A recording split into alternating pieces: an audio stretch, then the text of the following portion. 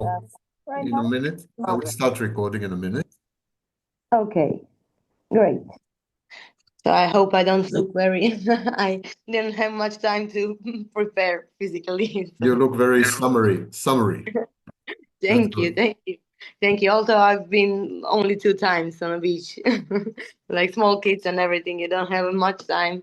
Okay. Okay, so yeah, first I want to say it's a very big honor for me to speak with you, Thank you. especially because I follow you for a long time on a TikTok, and I think you are very, you truly describe the borderlines, the narcissist as the people. You get into the layers, like Mhm. you, yeah. So it's a very big honor for me, and Thank you. also. I think this is maybe one of the most underrated topics when we speak about narcissists and psychopaths and sociopaths. And some of the local psychiatrists and psychologists have told to me, oh, like, we wouldn't want to do this. We don't want to, like, tackle them, or, because it's about people in a position. So I would like maybe to start with the first question, if you agree. And Yes. that will be It's a good idea to start with the first question. okay. Yeah. So, why individuals such as narcissists, such as psychopaths, sociopaths, gravitate towards the professions that give them power, we can say, in the society, or between the others, or make the others dependable on, or dependent on them. So it can be like politics, it can be military, it can be healthcare, or social services. Also, I will say educational systems, and of course, medicine, love, and etc. Mhm. To answer your question, we need to discuss two concepts in pathological narcissism. The first concept is pathological narcissistic space. Pathological narcissistic space is a physical space or a cyberspace where the narcissist succeeds to generate attention, known as narcissistic supply.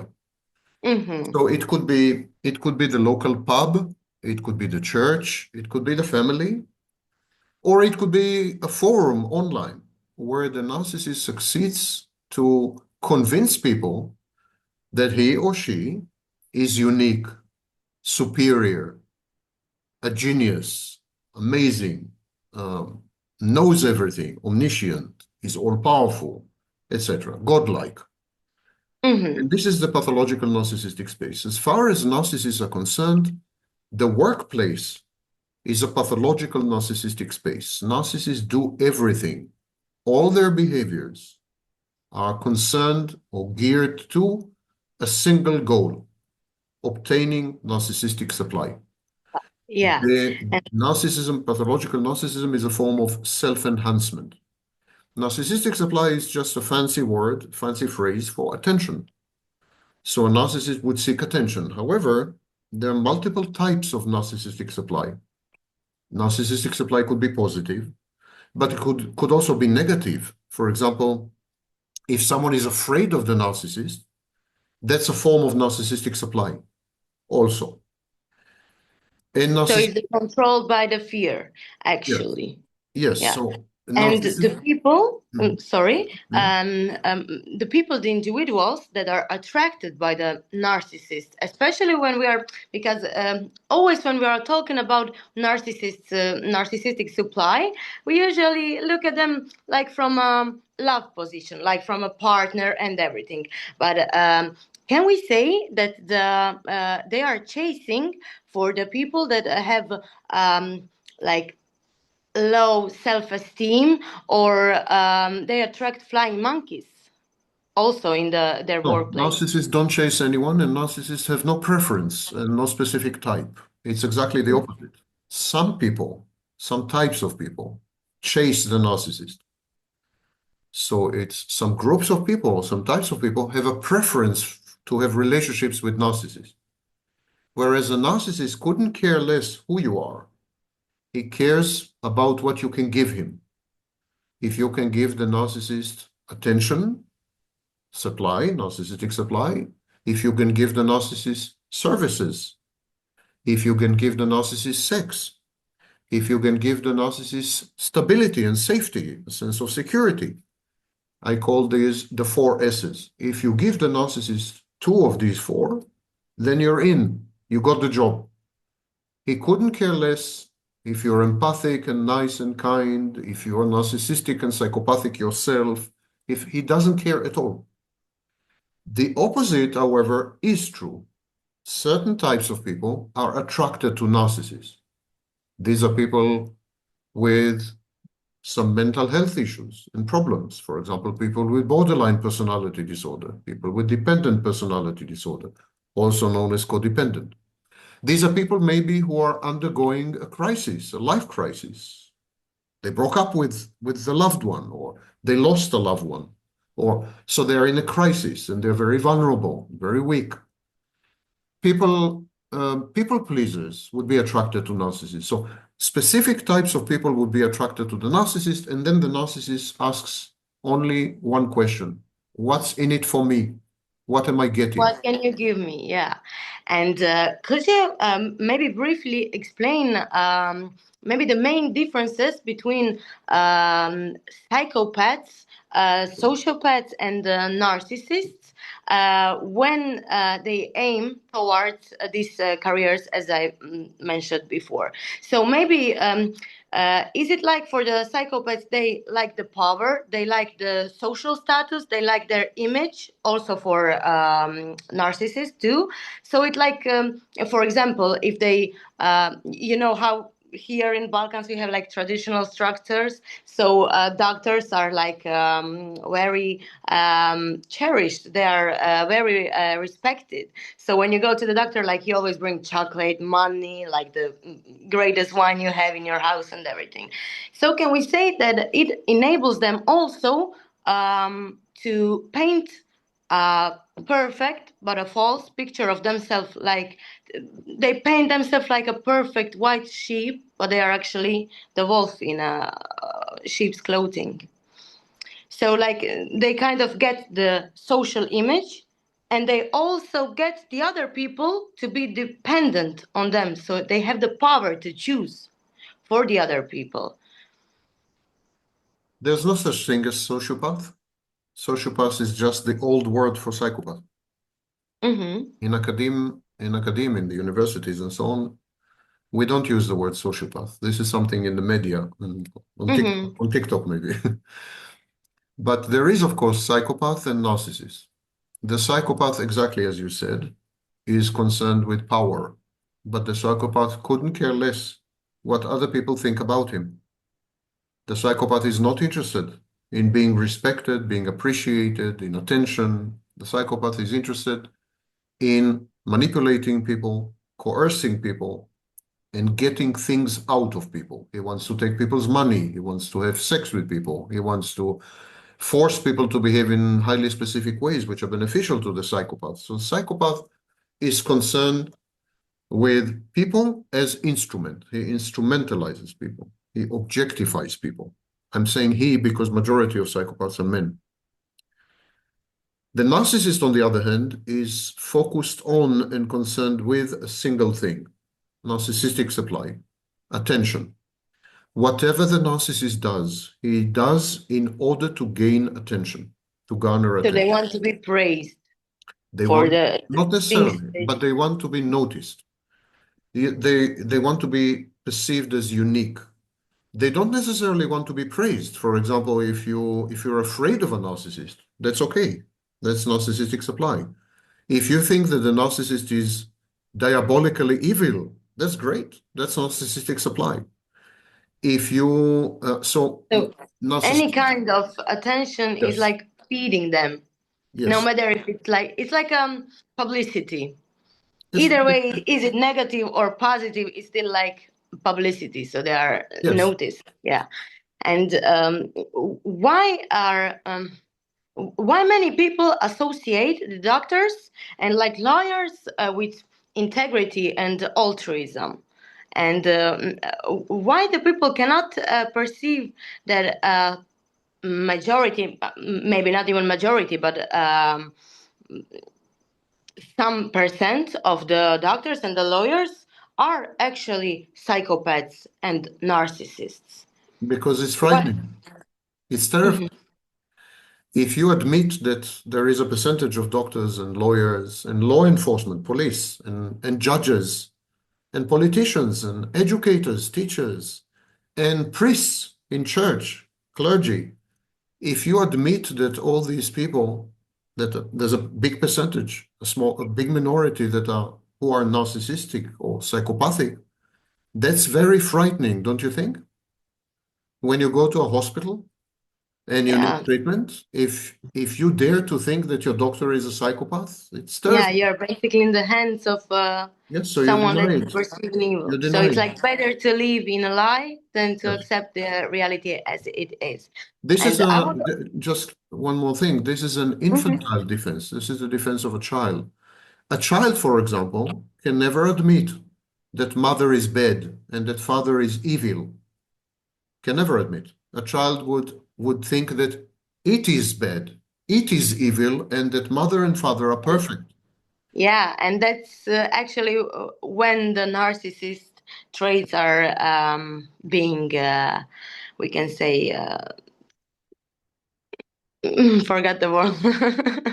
You can say But yeah, creation. basically they develop in the childhood. So yeah, and I would ask you also: are there any specific warning signs or behavior that we can notice or look out for in identifying these individuals in the workplace? Depends. A psychopath would be concerned with power. So if you see someone who sacrifices everything for power, is immoral, has no moral, no ethics, is callous, ruthless, has zero empathy, doesn't mind hurting and harming other people, tramples on other people on the way to a highly specific, well-defined goal, is obsessed with his goal, can think of nothing else, and acts impulsively, recklessly, defiantly, crazily to obtain the goal, that's likely a psychopath. If, on the other hand, you see They also can be very charming. yes, So, yeah, and manipulative. And sometimes they can even convince you that they aren't doing anything bad, that they're actually going for good things, or they're having a purpose that is maybe bigger than everything else. And yeah. yeah, we call it pro-social. These are pro-social psychopaths or communal psychopaths.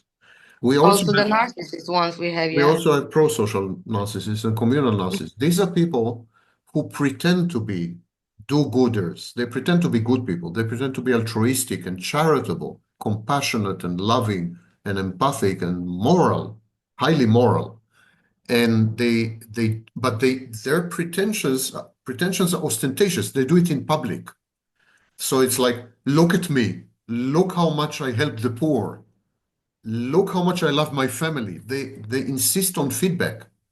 And the only way to know whether someone is a psychopath or a narcissist, or whether someone is a really good person, is that a really good person would not do it in public. Whereas a narcissist or a psychopath would seek compulsively exposure to the public. Whatever he does, he would make sure the public knows about it and admires him, adores him, or is manipulated with it. So, can we also? I would like to mention one example. I already mentioned they can be very manipulative, very charming when they are manipulating you. And mm, for example, one nurse, she can be very charming, very compassionate, very emotional, very helpful towards her patients. Yet when she comes home, she can scream at the child, she can abuse the child, she can fight or cheat her husband or her spouse. And then we have the problem that the victims are usually, it's very hard to trust them because what's on the outside is totally opposite to what's on the inside. So do they also choose the careers that allow them to be around the people that are in need or the people that need help, such as nurses, social workers, and etc. Yes, a narcissist encourages dependency in other people, and the psychopath even more so. But the difference between the narcissist and the psychopath is that the narcissist uses fantasy. He creates a fantastic space which is divorced from reality, a dreamscape, and then he introduces you into the fantasy. And then you become emotionally invested in the fantasy, you become part of the fantasy, and you don't want to go back to reality again. The power of the narcissist is in his ability to get you addicted to a fantasy. Whereas the psychopath rarely introduces a fantasy, sometimes does, but it's more rare. What the psychopath does, for example, he intimidates you, he threatens you, or he blackmails you, or he lures you, he baits you with promises of partnership. He say, if you're with me, you will be rich. If you're with me, you will be strong. If you will be with me, you will be famous, you know. So a psychopath offers to you a partnership where his power becomes your power. Whereas a narcissist creates a total Disneyland within which you don't have to suffer reality anymore. And you can be anything you want. And you are perfect. He idealizes you. The psychopath does not idealize you. The narcissist does. So these are two different ways of rendering you dependent and an extension of these people. And then you lose yourself. But it makes also very harder for victims to gain the people's trust and to say, yeah, this is the person that is actually doing me wrong. Like they can yell at me, they can cuss me, they can even punch me, like they can be physically or verbally aggressive, but no one believes them because they see that perfect picture, like a mother that is a nurse that is praised by her patients, by her colleagues. So how can we notice that something isn't right, that what we see isn't what the person is actually, because they show their real selves only to the closest ones, and those are the ones that suffer. So I don't think it's the real self. I think both of these selves are real. mhm. In the first case, there is an audience, and in the second case, there isn't. When there is an audience, the narcissist modifies his behavior or her behavior. And so a pro-social communal narcissist in having an audience would be a very nice person, a very kind and compassionate person, very empathic, very helpful, very altruistic, very charitable, because this is the audience, this is the theater play, this is the movie that he's playing. When he comes back home, there's no audience. His family are extensions, they're instruments, they're tools. And if these tools misbehave, these instruments misbehave, they need to be controlled. So it's about control. And the control is very often through abuse and trauma and dependency and very bad psychological processes. So I don't think the narcissist is less real when she's in a hospital as a nurse. I don't think so at all. I think both are real. Only the circumstances are different. So she creates one persona for the inside world and the other one for the people who are already close to her, so she cannot, they don't give her the supply anymore, so she looks. They're not an audience, they are instruments, they're Yeah. tools. Mhm. Whereas the patients and the other doctors and the other nurses, they're an audience. It's like a theater. Like if you're acting in a theater, you will not be yourself. You will be the character in the play. You will be the character in the movie because you have an audience. You cannot be yourself in a theater play. That's very bad acting. Yeah. Yeah, I agree with you. And I also wanted to ask you, there can be some positive sides of like being a psychopath or a narcissist in the careers such as, I don't, maybe politics or law or anything, because we know the psychopaths are mostly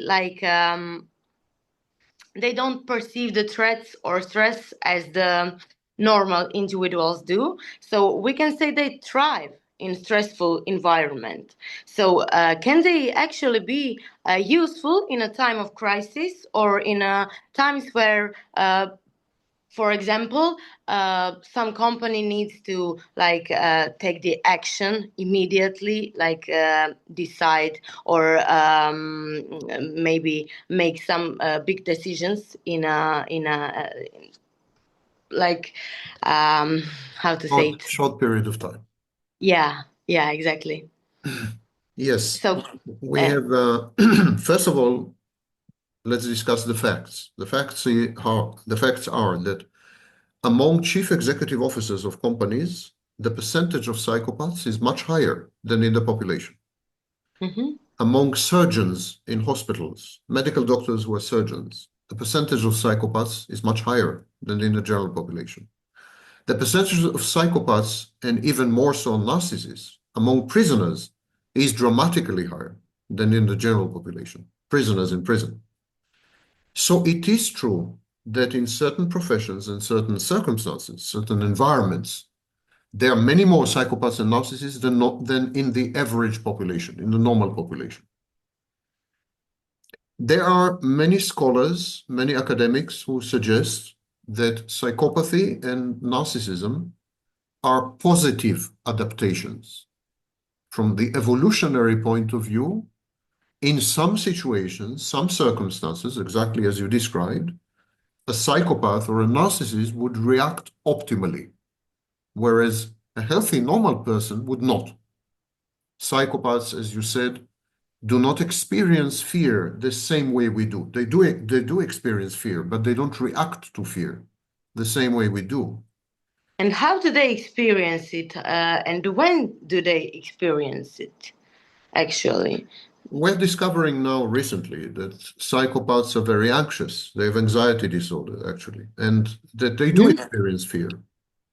But when they experience fear, they develop something called reactance. They react to fear in ways which are not common among healthy, normal people. So they deny the fear, and then they convert the fear into something very exciting, very thrilling. That's why psychopaths are risk seekers. They seek risks all the time. They love to be in risky situations. They are reckless, they're defiant. And the reason is that psychopaths and narcissists, they feel that they are invulnerable, untouchable. They have impunity, they have immunity. Nothing can harm them, nothing can affect them. This is why when you arrest a narcissist and take him to court, he becomes very angry because this was not supposed to happen. Whatever he does, he should never ever be punished. Same with the psychopath, because there is a sense of entitlement and superiority. And so they believe that their actions would never ever have consequences. And that's what allows them to experience fear as an opportunity. But it also means that they can manage very stressful situations of emergency and urgency, much better than the normal average person, especially the psychopath, but also the narcissist to some extent. They are Can we also, also? yeah, please Okay, go ahead. continue. No, go ahead. No, continue.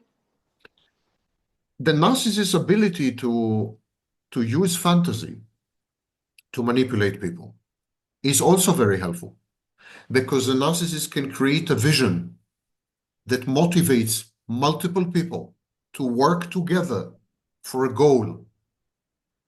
That's the narcissist. The So psychopath, they on the could other be hand, can use fear. good in a PR or communications also, yeah. Well, possibly. There are no studies. Possibly. Marketing too, because they can sense what people want, how people think, what do they like, and everything else. And can we say then there are some certain environments that are actually enabling or even rewarding narcissistic or psychopathic traits?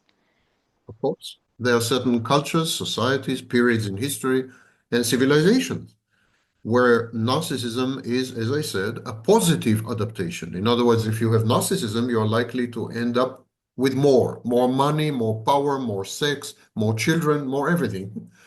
and if you're a psychopath. So in Nazi Germany, to be a psychopath was a good thing, because if you were a psychopath in Nazi Germany, you rose to the top, you became a politician, you had money, you had power, So it depends on the environment, of course. It's context dependent. Narcissism and psychopathy in themselves are not bad or good. Depends on the environment. And so today, for example, in Western civilization, industrialized countries, mainly the United States, but not only, and in places, for example, countries in transition from communism and socialism, some parts of the Middle East, China, in all these places, narcissism is definitely an advantage. And in July 2016, there was a cover story in the famous magazine New Scientist. And the cover story said, "Parents, teach your children to be narcissists." So if you're a narcissist, you end up being president of the United States, and with the most beautiful women, and with a lot of money, and very famous. So it seems that narcissism worked well for But Donald. I will say we also all live today in a narcissist society. And we are all, I mean, we all have the narcissistic traits, because I also think it's the survival instinct in ourselves, because primarily we have to take care of ourselves and our needs, and then there comes the rest. And I would also like to ask you, since you already said about the countries and cultures that enable those traits, when we have men and women in comparison, like psychopaths and narcissists, we know that the most diagnosed narcissists are mainly men, and the borderlines are mainly women. But I would like to ask you, is there a difference in how male and female narcissists operate in the careers we mentioned before? Yeah, I have to correct you. In the past 10 years, the number of female narcissists is equal to the number of male narcissists. Half of all narcissists nowadays are women. And the reason is that women are becoming more and more and more like men. Women are becoming more masculine. And it is true that pathological narcissism is a masculine disorder. But as women become more and more men-like, then of course they become more narcissistic and increasingly more psychopathic as well. So there is no psychological difference between a female narcissist and a male narcissist. None, zero. Identical psychology.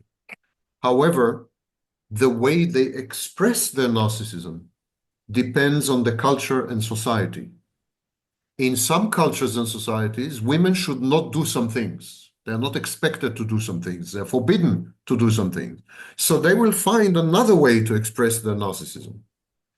Whereas in other societies, which are totally egalitarian, for example, Scandinavia, women and men would manifest narcissism identically. But if you go to the Middle East, Saudi Arabia, of course, women would manifest narcissism differently to men. It's all cultural, societal. It has nothing to do with the psychology. So another question I would like to ask is, do you think that the political sphere tends to cultivate narcissists and psychopaths and their traits? Or does it just like simply attract the people that already have such traits? Before we go there, I would like to make clear that societies, cultures, and civilizations that rely on narcissists and psychopaths cannot last long. They don't last long. They implode. They are destroyed. Because narcissists, especially narcissists and also psychopaths, they have traits and they have behaviors which are very detrimental, very problematic, and very detrimental to the cohesion and the continuity of societies and cultures. So, for example, they lie. They never admit that they're ignorant. They never admit that they've made a mistake. Never. They know everything. They never make mistakes. And so they lie all the time. They confabulate. They traumatize people. They hurt people. They harm people. Both narcissists and psychopaths are antisocial. They're reckless in the sense that they don't think about the consequences of their actions. They are contumacious. They reject authority. They undermine authority. They don't like to work in a team. They like to be the boss. They like to establish immediately hierarchy. They're impulsive. They cannot control impulses. They're defiant. They sometimes do crazy, self-destructive things just to harm another person or to oppose or to challenge institutions. They seek attention, but at the same time, they are immature. They're very childlike. They're infantile. They're paranoid. They are obsessive compulsive. We call it anankastia. And so when you put all this package together, these are not people that can maintain anything in the long run. They can. And what typically happens to the workplace culture over the time when it is led by someone with someone who is a narcissist or a psychopath? Destroyed. Destroyed. Every collective that is run by narcissists and psychopaths ends up being destroyed. It could be a country, it could be a club, it could be a church, it could be a workplace, it could be a family. There is no exception. There is no situation where a narcissist or a psychopath is in charge and the collective survives. No such thing. It could take decades, it could take years, it could take weeks, but ultimately, everyone around the narcissist and the psychopath pay the price because narcissists and psychopaths are self-destructive and self-defeating. They're not healthy, especially narcissists. The narcissist is a very mentally ill person. And they're divorced from reality. And because they're divorced from reality, and because they live in fantasy, they are ultimately not able. Yet we still have like a lot of politicians and maybe corporate owners like billionaires, millionaires that are thriving in life, and it looks like they will thrive, and you see on them like maybe even the current American president even. So how is it possible for them to actually maintain a good life? Because some of them really do. The current American president is destroying the United States. That's precisely what I'm saying. That is, yeah. And Elon Musk will end up homeless. You will see. You're young. So in 10 years, you will see that I'm right. He will end up homeless. But how did he, because he's old, I mean, the Trump, so how did he even get to where he is right now again? In a civilization that rewards narcissism and psychopathy, these people rise to the top. Absolutely, like Adolf Hitler in Nazi Germany, like Stalin in Soviet Russia. They rise to the top. But it doesn't mean that they end well. They end badly, and everyone around them ends badly. And if you look at the life of Donald Trump, I'm not so sure it was such a sweet life. He went bankrupt 6 times, he divorced twice. He had a difficult life. He was convicted in criminal court. It's not exactly a sweet life, So these people are highly self-destructive and self-defeating. Remember these words. It never, ever ends well. Not for the psychopath and the narcissist, and not for anyone around them. So I think I don't know actually how more minutes we have left. I would. It's been a pleasure, really, speaking with you, and it's easier. Just you're very good professional. Okay, so. Okay, my English is. I haven't been using it like for months or years. It's not bad at all. Your English is great. No. Thank you. It was better before. Okay, I would also like to ask you, like, for we can say basic people. Okay, how can we recognize them? How can we? Because they are very good and skilled in mimicking, like the emotional intelligence, empathy, and everything else. So how can we recognize them? How can we say, okay, we have we are here with a psychopath or a narcissist. You cannot recognize a psychopath because psychopaths, as you said, are superficially charming, they're glib, and they know to manipulate people well. So, and when it comes to psychopath, it's a real danger. You cannot tell until it's too late. Mhm. But when it comes to a narcissist, studies in Harvard and many other places showed that you recognize the narcissist within 30 seconds, sometimes within 3 seconds. You deny it. You just deny it. All people recognize the narcissist immediately. It's the intuition. It's intuition and so on. So even when you see a narcissist in a movie, in a video of 30 seconds, you recognize a narcissist.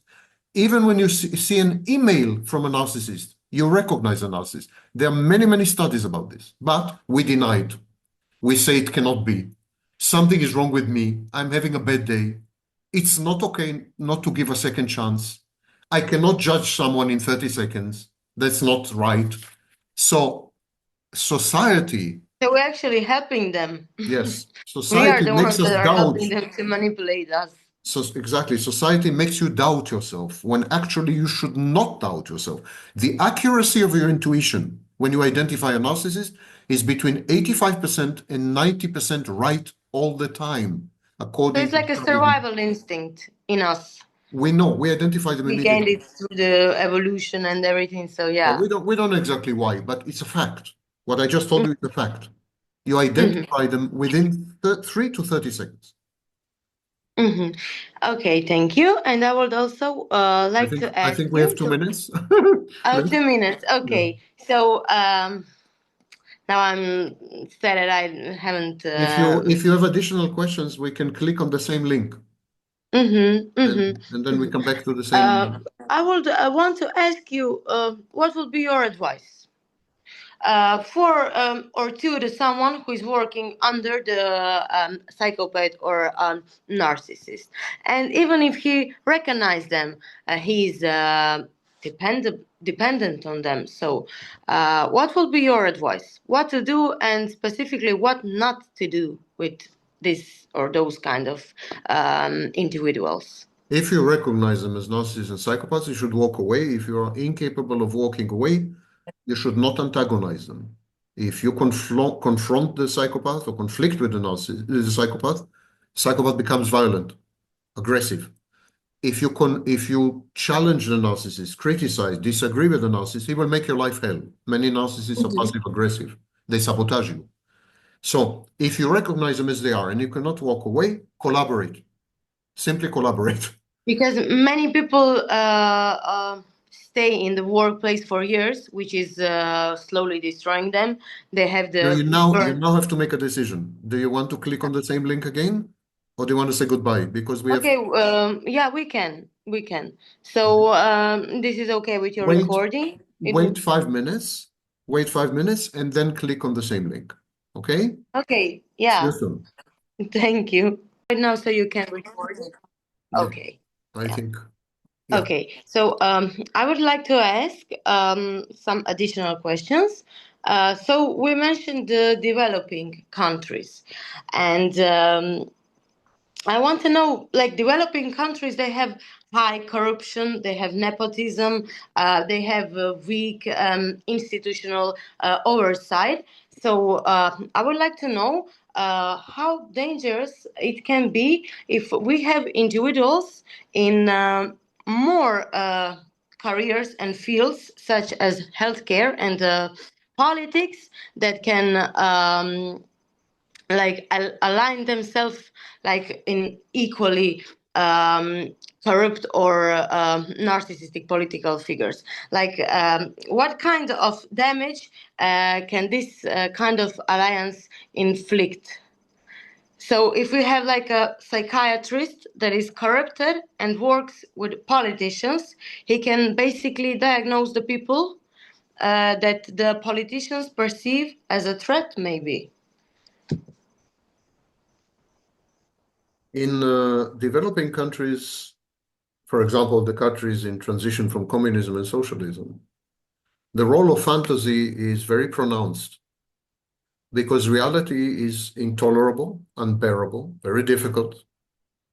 because in reality, people keep failing, never mind how hard they try, because they're not prospects for the future. In reality, people choose fantasy.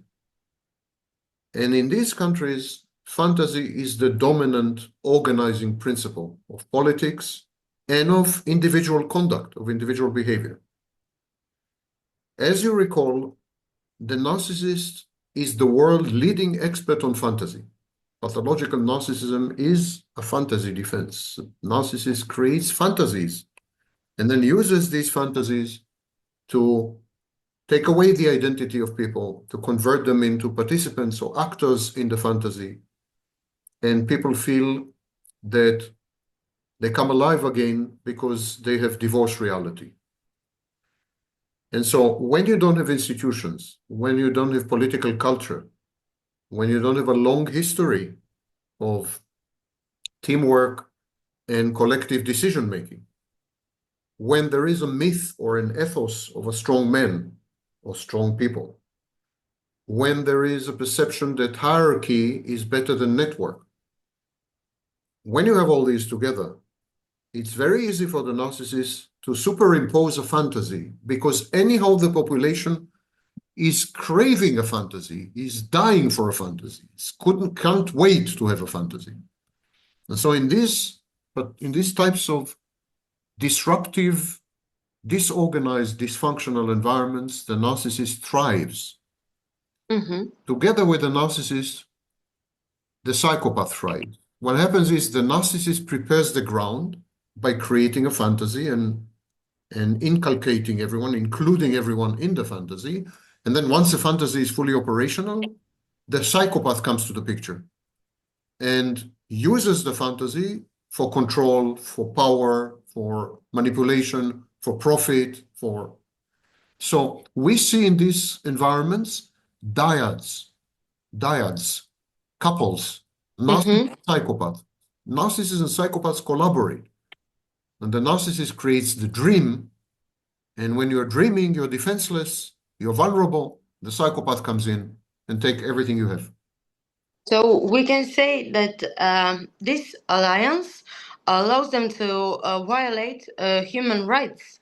So if you have like narcissists and psychopaths as a politicians that can co-work or align with other psychopaths or narcissists that are working in a healthcare or as a social workers too, we can basically have the individuals that can be perceived as a threat, and then we use the system like to deny them their rights, like human rights,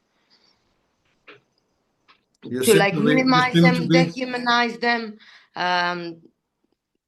You seem to be traumatized by some medical.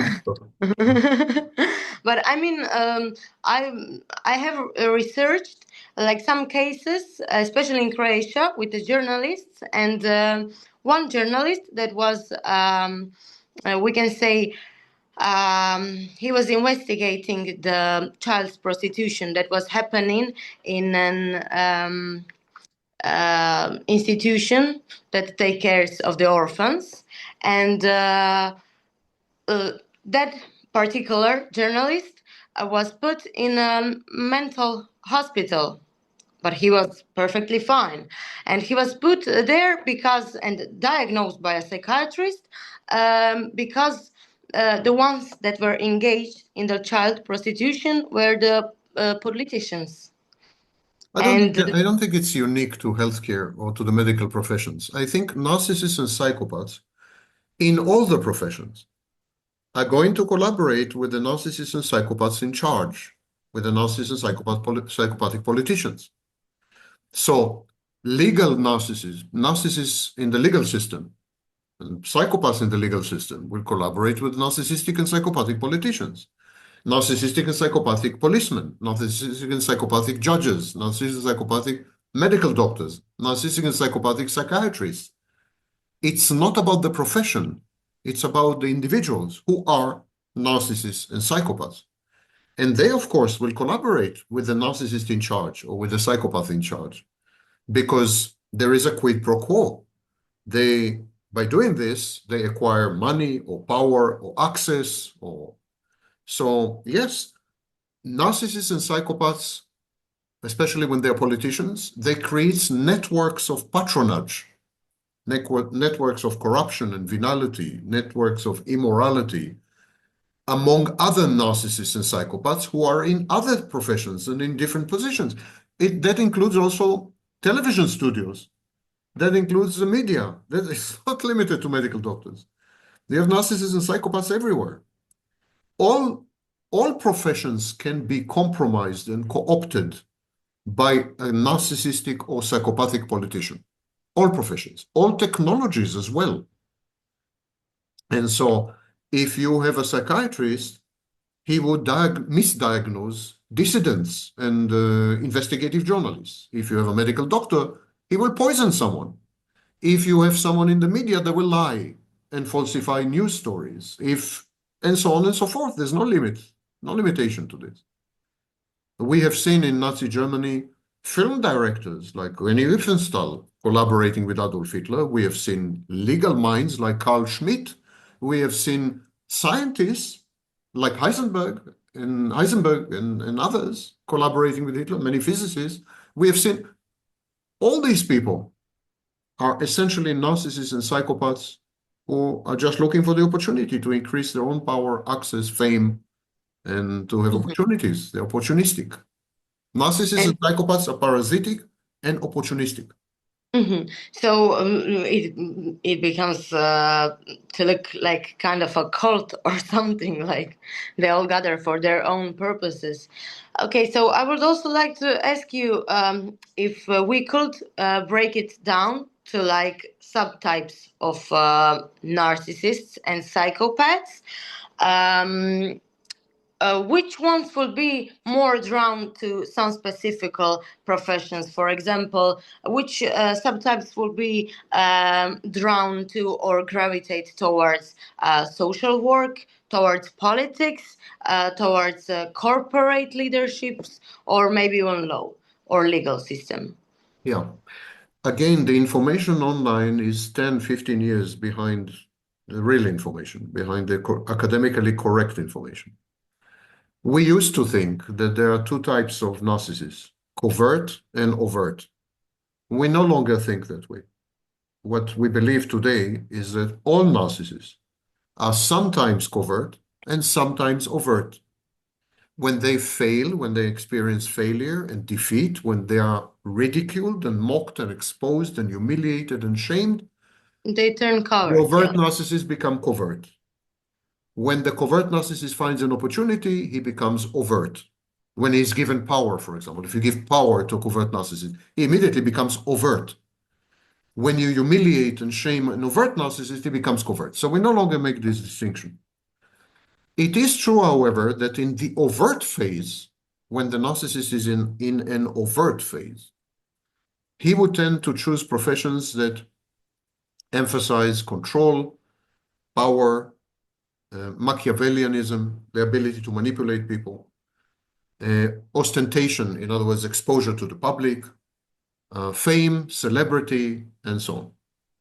And when the narcissist is in the covert phase, he would tend to choose professions that are perceived to be pro-social or communal, professions that are perceived to be helping professions. As you mentioned, social worker, medical doctor, perhaps volunteering lawyer, priest in church, intellectual, who is kind of activist, social movement activist. There are studies since 2020, there are many studies that show that in social activism movements, there are many narcissists and psychopaths. And you mentioned priests. So why are there many psychopaths amongst the priests and other religious positions? We don't have studies that show this. We distinguish between two types of psychopath. We have a primary psychopath and a secondary psychopath, factor 1, factor 2. The primary psychopath is the stereotype of the psychopath. It's fearless, defiant, reckless, in your face, aggressive, violent, usually men. While the secondary type of psychopath is someone who has empathy and has emotions, but is very impulsive. Because this kind of person is impulsive, they make many mistakes, they harm people, they go crazy, they commit crimes and so on. So we have these two types of So psychopaths. we can have psychopaths that are emotional Yes, and even empathetic. yes. And is it like with sociopaths that like can There's no such see? thing as sociopath. Yeah, yeah, I know, but it was said like that psychopaths do not have emotion, and like the sociopaths can feel I empathy don't know. I towards cannot discuss a some. sociopath because there's no such thing. Okay, We can talk about unicorns, but they don't exist. yeah. But my question was simply like, so it's a myth. It's a There's false no such thing statement. as sociopath. There are many words online that they don't exist, like No, empath. about a psychopath. So Yeah. it's a false statement that they are emotionless. No, the primary psychopath is usually emotionless. The secondary psychopath has access to emotions, mainly negative emotions. He has negative Oh, affectivity. okay, anger. Okay, Same with fear, narcissists. Narcissists have access to negative emotions, but not to positive. A psychopath can experience envy, rage. rage, Yeah. but not love. Can never experience love. Or joy, cannot experience joy as well. So this is the situation. Regarding priests, we know that there is an incidence, a higher incidence of pedophilia and hebephilia Yeah. among priests, especially the celibate ones. And And what do you think is the main reason behind it? they are not allowed to have sex. It is a common myth, a common misperception that we have a fixed sexual preference or fixed sexual orientation. That's completely untrue. If you deny someone sex, they will have sex with anything and anyone. If you deny sex to heterosexual men, he will become homosexual. If you But deny, also in traditional structures and societies, I think many of the men are forced to go in the religion, like to become a priest, mainly by their families if they already turned out to be homosexual, in yeah, order to depending escape on the shame yeah. and everything, In some cultures, especially in the small towns, small societies, and yeah. yeah. And I would also like to ask you, is the psychopath more lethal before they gain the power, like when they are fighting for a position they want, or when they get it? There's no distinction.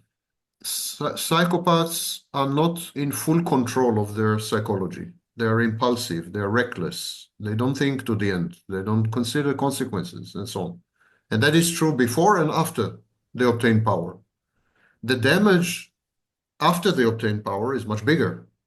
Mm-hmm. The aggression and the violence before they obtain power is bigger because they need to obtain power. Once they obtain power, it has anxiolytic effect. In other words, when they obtain power, they calm down a little. They, mission accomplished, and they're more happy, more egosyntonic. So, but for example, if a psychopath has power and then he's challenged or frustrated or criticized or someone disagrees with him, all the aggression and violence come up. Yeah, comes Not like out. they disappear. No. Yeah. So also we have narcissist rage too. Yeah. So I think I have asked you, I think the main questions I truly wanted to ask, and you gave me the perfect answers. Thank you. And I would also like to ask if there is anything crucial that I haven't mentioned, and I think there might be something that you perceive as something very important for the people to recognize or to understand, like about these personalities, and as we speak as these personalities as authorities. The more you deny reality, the more you escape from reality. For example, by using social media, most of the time. This is an escape from reality. Or watching movies all the time. That's also an escape from reality. Or listening to music all the time. That's also an escape from reality. The more you allow technology to drive you away from reality and into a world of fantasy, the more likely you are to be victimized by a narcissist or a psychopath, mainly by a narcissist. The more grounded you are in reality, the more centered, the more you pay attention to reality, the less you reject reality, the less you dream, the less you fantasize, the less likely you are to be the victim of a narcissist. The narcissist's secret weapon is fantasy. But do we as a society have the capacity of not running into fantasy and illusions? We chose We didn't hit that stage yet. We chose fantasy over reality, absolutely. All new technologies, the metaverse is coming. The metaverse is 100% fantasy. Social media is 70% fantasy. We have chosen as a collective, as a species, we have chosen to give up on reality. For example, 80% of us process symbols or provide services. We are no longer embedded in reality at all. We don't work the land, we don't build anything, we don't manufacture, we don't produce. We are just dealing with symbols. If you're and we are served the fantasies, even when we want to run away from it. So, but you can establish very strict boundaries. You can minimize your exposure to fantasy. You can dedicate yourself to projects and goals and commitments that are strongly embedded and grounded in reality, especially in relation to other people. And if you do that, you acquire immunity to narcissists and psychopaths. But very few people do that. And what do you think in 30, 40 years, will we still be perceived and will actually be living in a narcissist or a narcissistic society and world, or we will change for better? No, social trends don't take 30, 40 years. They take 300, 400 years. Oh. So absolutely, we are entering a fantasy-based civilization. Fantasy-based civilization, in such a civilization, the narcissist has an advantage because he is a leading expert on fantasy. No one knows fantasy like the narcissist. No one. So in such an environment, the narcissist thrives and succeeds because he can navigate this kind of environment much better than normal, healthy people. It's his But confidence. is the narcissist also vulnerable in a sense that he creates this love and this like lust for a fantasy because he also had to escape the reality, and that's why he became the narcissist in the first place? Can we also say it? Yes, but if civilization itself is one mega fantasy, that's the narcissist world. We are constructing the narcissist's ideal ecosystem and habitat. Ideal. And we are also ourselves turning into narcissists. Well, inevitably, if you want to survive in a fantasy, you have to become narcissistic. You have to deny reality. You have to not pay attention to other people. You have to become self-sufficient and self-contained. You have to deny many, many things. Which is very hard. You have to be alone. Because, you have to be alone. We are bombarded constantly with all of instructions, all of the instructions, like what should we be, how should we look like, how should we act like, how should we behave like. This was always the case. I mean, society always dictated to people how should they look like, who should they be with, who should they should love, how they should have sex, and so on. That is nothing new. Today, I think the standards new, are like not realistic. They are so high that that's also the case in previous civilizations. No, I don't think I think the difference between this civilization and previous civilizations is that in this civilization we sacrificed intimacy. We gave up on intimacy. So in this civilization, loneliness will be the organizing principle because we have given up on other people completely. There has never been a civilization in human history where People We have given think we up are on other people. self-sufficient, yeah. Yes, never. We think we are self-sufficient, and in the same time, we are longing for connections. I think And we're what? longing, I think that is a fantasy, a component of the fantasy. Where everyone is longing for a connection, and year by year, according to studies, more and more people are avoiding connection. Mhm. How much they're longing. Yeah, but I think in the same time, we are grieving the world like how was it before 20, 30, 40 years. It's always like some nostalgia around us. And at the same time, we are acting narcissistic, I will say. All of us. We are focused only on ourselves. But yet we want the society to, how to say it? To look we want to live in a society that encourages like social networking among people, and yet we are not the ones who can be a part of it or who can contribute. I think, the Enlightenment in the last 300 years um, convinced us there was a propaganda that we like other people, that we like Hmm. the company of other people, starting with Jean-Jacques Rousseau and the social Hmm. contract. Yeah. Hmm. But I think the truth is that we really do not like other people at all, that we much prefer to be alone. Because to be with other people is a lot of work. It's difficult, it's unrewarding, it's sometimes traumatizing, it's painful, it's a mess. It sucks to be with other people.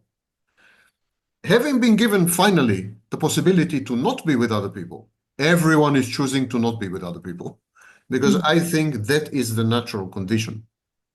I think we've been deceived, we've been brainwashed to believe that we are what Aristotle called zoon politikon, social animal. I don't think Hmm. we're social animal. I think we are asocial and very often antisocial animal.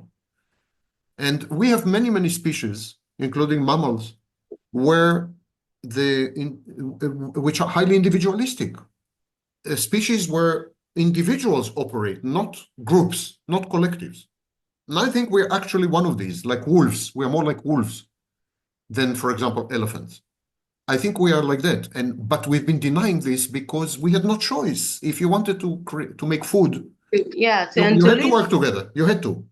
And if you Yeah. had to work together, they told you it's good to work together. It's a wonderful feeling. It's wonderful experience to work together because they wanted you to produce all kinds of things.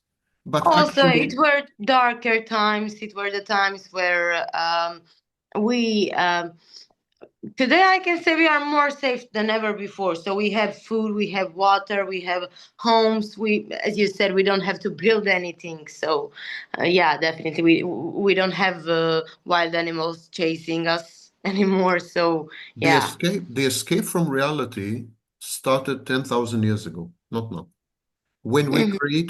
created the city. The city was a virtual reality because the city was not connected to the land, not to agriculture, not to work, not nothing. The city was total metaverse, total virtual reality. You lived in the city, food came to you, everything came to you, you didn't do anything. You were just trading, manipulating numbers, and this was make-believe. It was totally hallucination, delusion, the city. Urbanization was the first virtual reality, the first. And since then, we never looked back. Since then, 10,000 years, all we are doing is escape reality. Religion is another example of escaping reality, Mhm. total fantasy. I understand everything. Okay. That's nice. Looking for maybe. I wish I had students like you. Thank you, thank you very much. I will ask you, but it's for me. It's the language barrier. So in Croatian, I have lots of things to ask, and since I haven't spoken to anyone in English in a long time, I understand you perfectly. But when it comes to me to form some sentences or something, becomes harder. Language barrier? That's very good English. It's very high Yeah, level English. yeah. Highbrow English. Okay, so I think I have asked everything. I don't know if you have anything more. Two questions. Would you like me to send you the recordings? Yeah, of course you can, but also I have recorded it, but Okay. only the voice. On the phone. So Okay. yeah. Okay. Second thing, Mhm. when could I upload it to YouTube? Would you like me to wait until? Whenever you Yeah. like, whenever you No. like. So yeah, I asked my colleagues and editors, and they told me it's perfectly fine for you. So you can Okay. upload it whenever you I like. will give credit to you and to Thank you, thank you to Slobodna Dalmacija. Dalmacija. Yes. Thank you very much. I mean, this was enlightening, very, Thank you. and Thank you for having me. I'm always enjoying when I'm watching your TikToks and everything, specifically borderlines and But narcissism. there's a lot more on my YouTube. There's a whole playlist dedicated to borderline on my Mm-hmm, YouTube channel. mm-hmm, mm-hmm. And And all of this, what I have seen, it's you have a very specific way of explaining things. yes, So you could yeah. say that, yeah. Yeah, Yeah. and I like it because uh, it brings new knowledge, of course, but in a way that is understandable for everyone. Thank you. If you continue, I will blush and I will have to edit. I'll have to edit this out. It was a Okay, pleasure and to you're talk to so you. very, very polite, and it's really been a pleasure Thank you. talking to you. Thank You are very, how to say, grounded, I grounded, I try. very, very. Thank you very much for having me. Thank you also. I know it's not easy with me and my English, so Stop it, stop it. Your English is great, really, honestly. I never yeah, dismissed for it. someone who didn't speak it for a long time, I'm okay with it. But most important is that we have discussed and explained basically everything what I was interested in I'm explaining, happy. I'm at and your I think disposal. my You're good. questions are not so important as your answers, so it's okay for me. Okay. Okay, so you can Good. post it whenever you want it. Thank you. It's not a problem. And also, I don't know if I will have a time to do this today because I have a baby and I'm also on the university. So yeah, but I think tomorrow I will be able to write this and send it to you so you can approve it No, or you don't need to send it to me. authorize it. No, Yeah. no, no. Don't send it to me. At least then I will send it to you when it's published, so Yes, when it's published, that you can have. I don't make censura, you know. You're right. You're right whatever Okay, you want. even better for me. Okay, so let's work. But I would love to see it when it's published, yes. Then I send it to you, no Okay. worries. Okay, so thank you for your time, thank you Thank for the you. opportunity, and thank you for being so fearless. And I'm here whenever you need. I will be visiting Croatia in November, by the way. Or maybe we'll take Okay. something. I made a lecture and a seminar in Croatia. And In where Zagreb. in? In Zagreb. Zagreb. Okay, because I've been studying in Dubrovnik. Oh, Yeah, beautiful. journalism and PR. Yeah, but Dubrovnik. I'm from Split, so. I know. But it's a beautiful country, and Yes. I saw your wife Macedonian, I think. Yeah. Yes. So you know the Balkans very well. I She's think you. Yugoslav. Yes. Yeah, yeah. Yugo nostalgia. Yeah.